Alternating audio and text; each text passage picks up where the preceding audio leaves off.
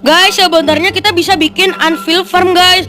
Yang bener aja rugi dong. Bener guys, kalian tidak salah dengar. Ini bener guys. Nah, tapi sebelum videonya dimulai, jangan lupa like, subscribe, comment, and share ya guys. Oke guys, mari kita mulai.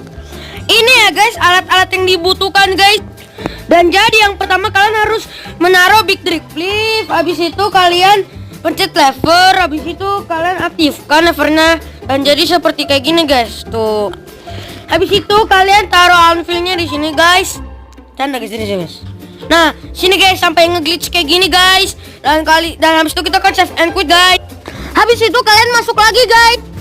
Dan lihat nih guys. Wow, tadinya cuma satu kan, sekarang ada dua guys. Ini beneran ya guys. Ini aku gak ini aku gak itu tambah-tambahin guys. Nah, jika kalian tidak percaya langsung aja kalian coba guys. Oke guys, bye bye.